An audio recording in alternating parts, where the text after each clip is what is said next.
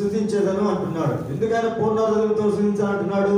మానవుని యొక్క హృదయం చూస్తే అది అంధకారమైనది, మానవ యొక్క హృదయం చూస్తే అది ఘోరమైన వ్యాధి గలది, మానవ యొక్క హృదయం చూస్తే అందులో దుర్వాసన ఉన్నది, మానవ హృదయం చూస్తే అది అనేకమైనటువంటి చెడు గుణాలతో నిండి ఉన్నది.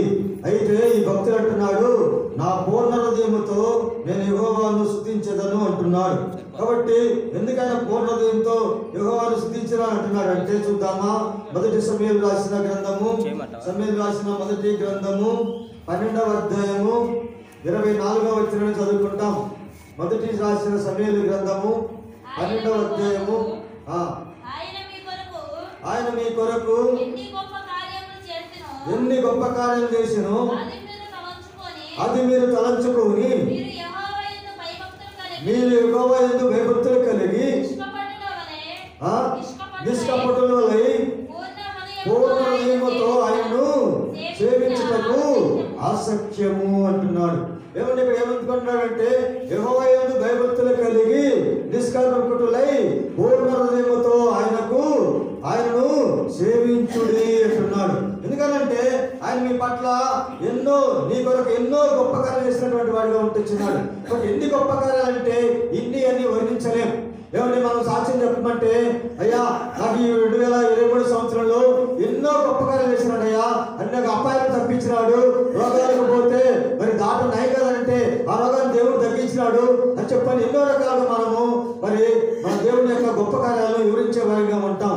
కాబట్టి అలాంటి దేవుడు మనను ఏం చేస్తాడంటే, ఆ దాసు అంటున్నాడు, నా పూర్ణ హృదయముతో నేను యెహోవాను సేవించెదను అంటున్నాడు. కాబట్టి యెహోవాకు నా పూర్ణ హృదయముతో నేను ఆయనకు స్తుతులు అర్పించెదను అంటున్నాడు. ఎన్ని గొప్ప కార్యాలు, ఎన్నో గొప్ప కార్యాలు, లెక్కింపలేని స్తోత్రములు దేవా ఎల్లప్పుడు నే పాడెదం. లెక్కింపలేని స్తోత్రములు దేవా ఎల్లప్పుడు నే పాడెదం. ఏమండి ఎందుకని ఈ కీర్తనని స్తోత్రం చెల్లిస్తాడంటే, ఇంతవరకు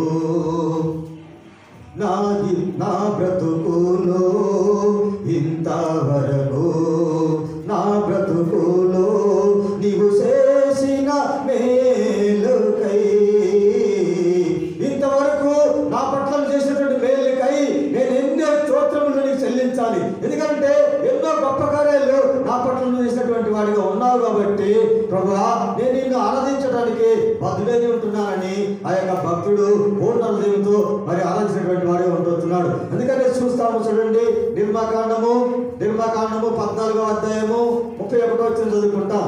నిర్మాకాండము 14వ అధ్యాయము 31.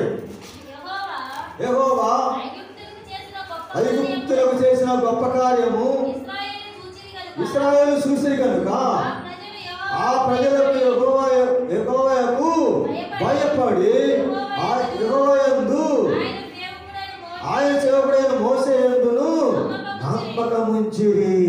ఏమండి ఎందుకు చేసినారంటే ఎన్నో గొప్ప కార్యాలు వాళ్ళు చూస్తూ వచ్చినటువంటి వారిగా ఉంటున్నారు. ఎందుకంటే ఐగుప్తుల మధ్యలో వారి దేవుడి చేసినటువంటి గొప్ప కార్యాలు ఎన్నో చూస్తూ వచ్చినటువంటి వారిగా ఉంటున్నారు.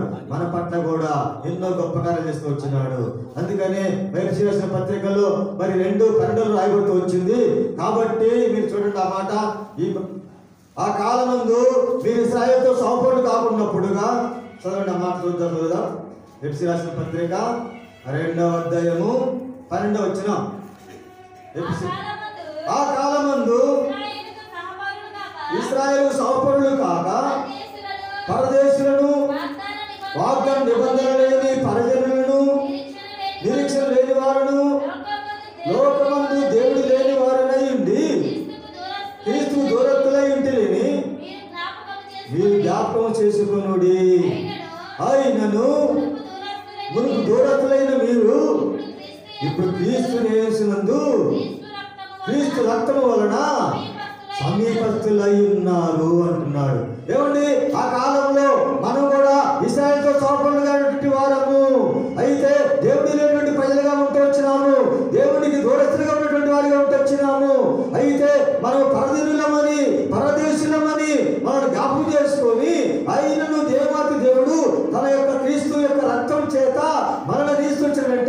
సమీపత్తులుగా చేసినటువంటి వాడిగా ఉంటున్నాడు. నిజమే ప్రభువా, ఒకప్పుడు నేను ఇశ్రాయేలు సౌపరుడు గాను, ఇశ్రాయేలు ప్రజలకైతే ఎన్నో గొప్ప కార్యాలు చేస్తూ వచ్చినావు కాబట్టి వారు నిన్ను నీ గొప్ప కార్యాలు చూసి, నీ ఆశ్చర్యకార్యాలు చూసి వారిని ఎందుకు భయభక్తులు కలిగి నిన్ను సేవించినటువంటి వారిగా, నిన్ను పూర్ణ హృదయంతో గమనించిన వారిగా ఉంటున్నారు. నాయనలైతే నీవు ఎన్నో గొప్ప కార్యాలు చేసినటువంటి వాడిగా ఉంటున్నావు. ఇశ్రాయేలుతో సౌపరుడుగా నన్ను కూడా నీ యొక్క అమూల్యమైన రక్తం చేత నన్ను విమోచించి ఇప్పుడు నిన్ను సమీపత్తుగా చేస్తూ వచ్చినావే, దాని కొరకై నా పూర్ణ హృదయంతో నీకు కృతజ్ఞతాస్తుతులు చెల్లిస్తాను ప్రభు అని చెప్పని మనము ఆరుదిగా ప్రభువును ఆరాధించబడుమై ఉంటున్నాము. రెండోదిగా ఎందుకైనా పూర్ణ హృదయంతో ఆయన కృతజ్ఞతాస్తుతులు చెల్లించాలంటే చూడండి, కీర్తన గ్రంథము 86వ కీర్తన 11-12 చదువుకుంటాం. కీర్తన గ్రంథము 86వ కీర్తన 11-12. యెహోవాను నేను యెహోవా నేను నీ సత్యమును అనుసరించి నడుచుకొనున్నట్లు నీ మార్గమును నాకు బోధింపుము, నీ నామమునకు భయపడినట్లు నా హృదయమునకు ఏకదృష్టి కలుగజేయుము. ఏమండి, ఎవరంటున్నారు? ఈ భక్తులు ఏమంటాడంటే, అయ్యా యెహోవా నీ సత్యమును నేను అనుసరించి నడుచుకున్నట్లుగా నీ మార్గము నాకు బోధించుము అంటున్నాడు. కారణం ఏంటంటే ఈయన యొక్క మరి సత్యమును అడ్డగించినటువంటి వాడిగా ఉన్నాడు. అందుకని రోమీయులకు రాసిన పత్రికలో 1వ అధ్యాయము 25 చదువుకుంటాం.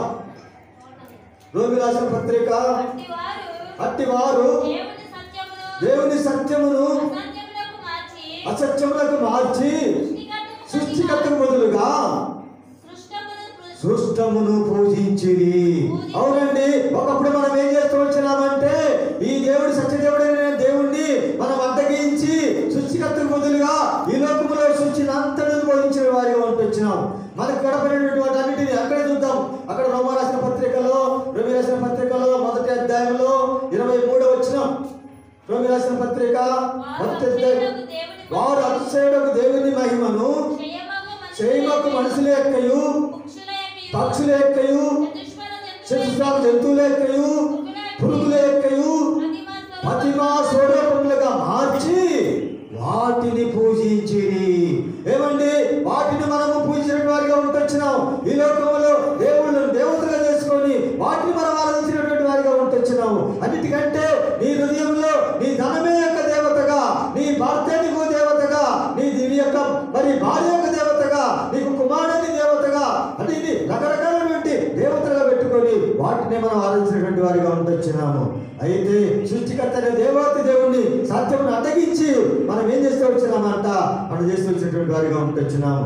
అయితే ఆ యొక్క భక్తుడు ఏమని ఆరాధిస్తున్నాడంటే, అందుకే కీర్తన గ్రంథము 86వ కీర్తన ఇప్పుడు 12 చదివినట్లయితే, నా పూర్ణ హృదయముతోను నేను యెహోవాకు కృతజ్ఞతాస్తుతులు చెల్లించెదను, నీ నామమును నిత్యము మహిమపరచెదను అంటున్నాడు. కాబట్టి ఏమంటాడంటే, నా పూర్ణ హృదయముతో నేను యెహోవాను చెల్లించెదను అంటున్నాడు. ఎందుకని అంటున్నాడంటే, ఒకప్పుడు నేను సత్యం అడ్డగించినటువంటి వాడిని, అయితే నువ్వేం చేసినావంట, నన్ను సత్యంలోనికి నడిపించిన వాడిగా ఉంటున్నావు. ఎట్లా నడిపించినాడు చూద్దామా? యోహాను రాసిన సువార్త 8వ అధ్యాయము 31-32 చదువుకుంటాం. యోహాను రాసిన సువార్త 8వ అధ్యాయము 31-32. కాబట్టి యేసు తన నమ్మిన యూదులతో, మీరు నా వాక్యం నందు నిలిచిన వారైతే నిజముగా నాకు శిష్యులై ఉండి సత్యమును గ్రహించెదరు, అప్పుడు సత్యం మిమ్మల్ని స్వతంత్రులుగా చేయనని చెప్పగా. ఏమండి, ఏం చేస్తుంటాడంటే సత్యం అడిగించినటువంటి వారిని మనలో సత్యములకు స్వతంత్రులుగా చేసినటువంటి వాడిగా ఉంటున్నాడు. ఎంత పుణ్యమూర్తి మూర్తి! ఇలాంటి ప్రేమ కలిగినటువంటి దేవుడు నిజంగా ఆయనను అడ్డగిస్తే, ఆయన కనుక నువ్వు నమ్ముకోకపోతే, అయ్యా నువ్వు నా మాట నమ్మనోడివి, నీవెవరు నన్నంటానికి అని వెళ్ళిపోరా అని చెప్పని అడిగేవాడు. అయితే అట్లా అట్టల్లా అయినా ఏం చేస్తున్నాడంటే, ఆయన ప్రతిమాస్వరూపులుగా మార్చుకొని రకరకాలుగా చేసినప్పటికీ ఆ దేవాది దేవుడు ప్రేమ గల దేవుడు అయ్యుండి నిన్ను ఆ సత్యమునకు అడిగించినటువంటి వాడిని కూడా సత్యమునకు సమంగా చేసినటువంటి వాడిగా ఉంటున్నాడు. సత్యమునకు సాక్ష్యం ఇచ్చేవాడిగా చేసినటువంటి వాడిగా ఉంటున్నాడు. ఇలాంటి ప్రేమమూర్తిని రెండోదిగా నీవు నేను ఆరాధించాలి. అవును ప్రభా, ఒకప్పుడు నేను నిన్ను సత్యమును అడిగించినటువంటి వాడిని, నీవు సత్యమును నాకు బోధించాలి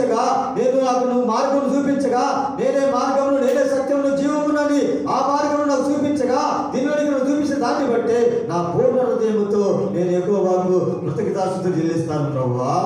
నిత్యము నా దేవుడిని నేను మహిమపరుస్తాను ప్రభు అని చెప్పని మనము రెండోదిగా ఆరాధన చేసే వారంగా ఉండాలి. అంతేకాకుండా చూడండి, ద్వితీయోపదేశకాండము 11వ అధ్యాయము, ద్వితీయోపదేశకాండము 11వ అధ్యాయము 12-13 వచనాలు చదువుకుంటాం.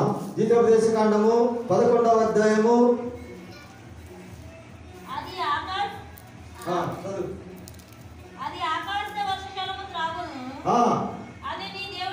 అది దేవుడైన యెహోవా లక్ష్యపెట్టు దేశము, నీ దేవుడైన యెహోవా కన్ను దృష్టి సంవత్సరాలు మొదలుకొని సంవత్సరం అంతవరకు ఎల్లప్పుడూ దాని మీద ఉండును.